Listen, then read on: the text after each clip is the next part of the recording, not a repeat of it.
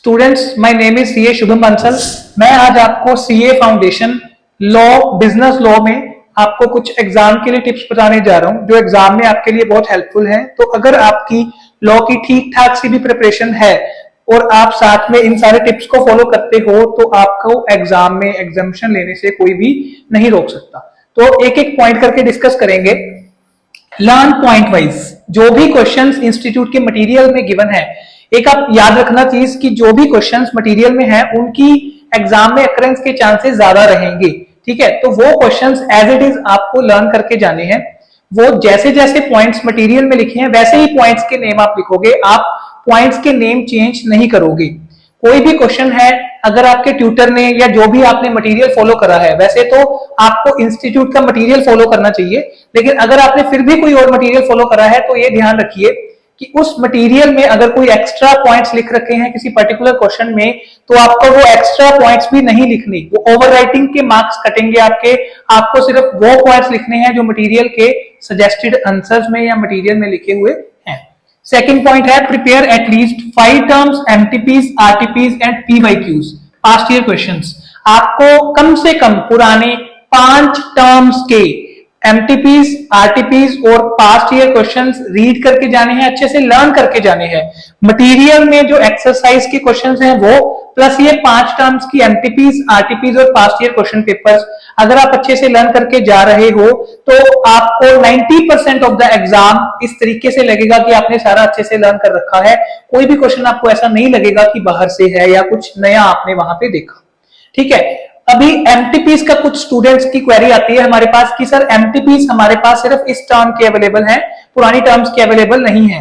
तो वो आप किसी भी थर्ड पार्टी वेबसाइट से अगर गूगल पे सर्च करोगे कि दिस टर्म, इस टर्म के हमें एमटीपीज चाहिए, तो आपको वो एमटीपीज इजीली अवेलेबल हो जाएंगे। तो वो आपको कम से कम 5 टर्म्स के करके ही जाने हैं एग्जाम में। थर्ड पॉइंट है, don't think about all the questions in given 15 minutes. जो आपको 15 मिनट्स दिए जाएंगे क्वेश्चन पेपर को रीड करने के लिए, सबसे पहले तो आप उन 15 मिनट्स में सारा क्वेश्चन पेपर अच्छे से रीड नहीं करोगे।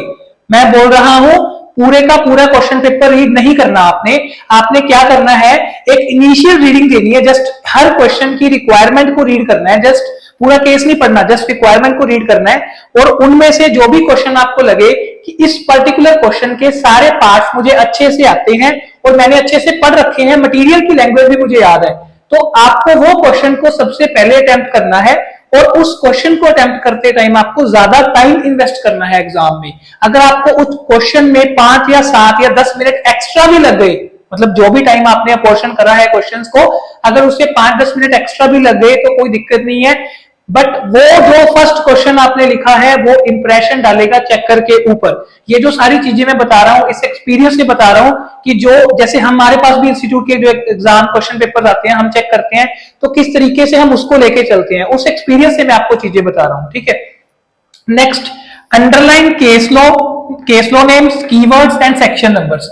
आपको एग्जाम के टाइम एक पेंसिल अपने साथ रखनी है। पेंसिल आप अपनी ऊपर वाली पॉकेट में रखो।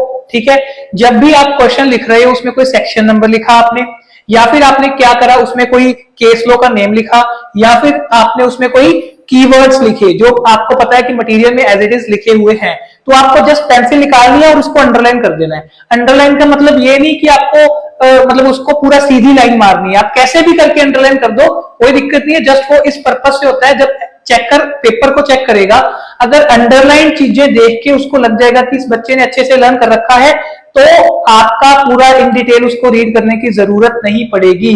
और लॉ में अगर वो आपको ऐसे ही मार्क्स दे रहा है, इन डिटेल नहीं रीड कर रहा, तो इसमें आपको बहुत बड़ा बेनिफिट है कि आपका कोई अगर मिस्टेक भी हुआ तो वो इग्नोर हो जाएगा एग्जाम में। ठीक है, लास्ट पॉइंट है, अगर कोई केस स्टडी टाइप क्वेश्चन आता है तो आप उसको किस तरीके से सॉल्व करोगे। सबसे पहले आप केस स्टडी को अच्छे से रीड करोगे, उसके बाद उसमें जो भी फैक्ट ऑफ द केस हैं वो आप अच्छे से लिखोगे, इस केस में क्या फैक्ट है, फिर आप उसके रिगार्डिंग जो भी प्रोविजन है, सेकंड पैराग्राफ बनाओगे एप्लीकेबल प्रोविजंस का, उसके रिगार्डिंग जो प्रोविजंस है आप प्रोविजंस लिखोगे, फिर लास्ट में आप कंक्लूजन लिखोगे कि इसका कंक्लूजन क्या निकला। इस तरीके से अगर आप पॉइंट वाइज करके चलोगे तो आपको मार्क्स ज्यादा मिलने के चांसेस हैं।